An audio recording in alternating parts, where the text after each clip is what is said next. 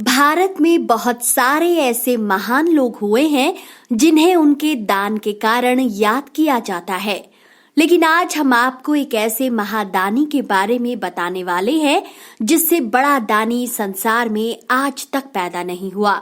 आज हम आपको उस महादानी के बारे में बताएंगे जिसने अपने कर्तव्य के लिए अपना सारा राजपाट त्याग दिया।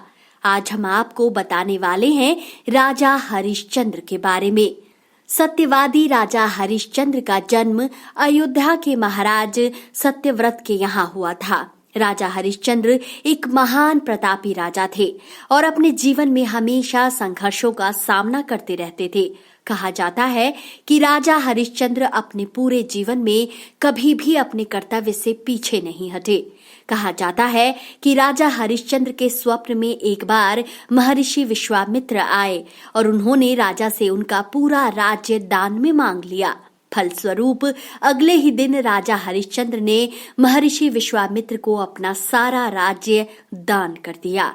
बाद में वह भगवान शंकर की नगरी काशी आ गए, क्योंकि काशी भगवान शिव के त्रिशूल पर बसी हुई है, इसीलिए उसे पृथ्वी से अलग माना जाता है। ऋषि विश्वामित्र ने कहा कि कोई भी दान बिना दक्षिणा के संपन्न नहीं होता, इसीलिए तुम मुझे सोने की मोहर भी दो। राजा हरिश्चंद्र ने अपने वचन का पालन करने के लिए अपने पुत्र और अपनी पत्नी को बेच दिया और स्वयं भी एक चांडाल के यहाँ दास के रूप में रहने लगे और फलस्वरूप प्राप्त हुई सोने की मोहरों को ऋषि विश्वामित्र को दे दिया। कहा जाता है कि राजा हरिश्चंद्र की पत्नी और बेटा जिस ब्राह्मण के यहाँ पर रहते थे, वह ब्राह्मण प्रतिदिन पूजा किया करता था और राजा हरिश्चंद्र का बेटा रोहित उस ब्राह्मण के लिए फूल तोड़ने जाया करता था।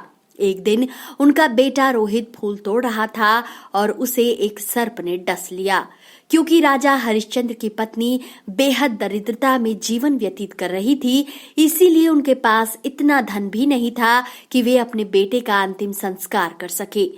अपने बेटे के शव को लेकर वह उस शमशान घाट में आई जिसकी सुरक्षा राजा हरिश्चंद्र के हाथों में थी। लेकिन राजा हरिश्चंद्र उस समय तारामती को नहीं जानते थे और तारामती भी हरिश्चंद्र को नहीं पहचान पाई थी।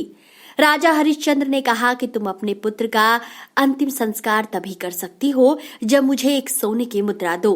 तारा ने कहा कि मेरे पास देने के लिए कुछ भी नहीं है। तब राजा हरिश्चंद्र ने कहा कि तुम मुझे अपनी साड़ी का एक भाग दे दो। वास्तव में राजा हरिश्चंद्र अपने कर्तव्य के प्रति इतने समर्पित थे कि उन्होंने अपने पुत्र की मृत्यु पर भी अपने कर्तव्य के मार्ग को नहीं छोड़ा। जैसे ही राजा हरिश्चंद्र ने अपनी पत्नी से कर के रूप में साड़ी का एक भाग मांगा, वैसे ही सभी देवता उस शमशान घाट में प्रकट हो गए और राजा हरिश्चंद्र को खूब सारा आशीर्वाद दिया। ईश्वर के आशीर्वाद से उनका पुत्र भी दोबारा जीवित हो गया और संपूर्ण संसार में राजा हरिश्चंद्र की जय जयकार होने लगी। सतयुग से लेकर कलयुग तक राजा हरिश्चंद्र के जैसा महादानी राजा कोई दूसरा नहीं हुआ। दोस्तों, आपको यह जानकारी कैसी लगी हमें कमेंट बॉक्स में जरूर बताएं। अगर आपको यह वीडियो अच्छी लगी हो तो इसे अधिक से अधिक शेयर भी करें।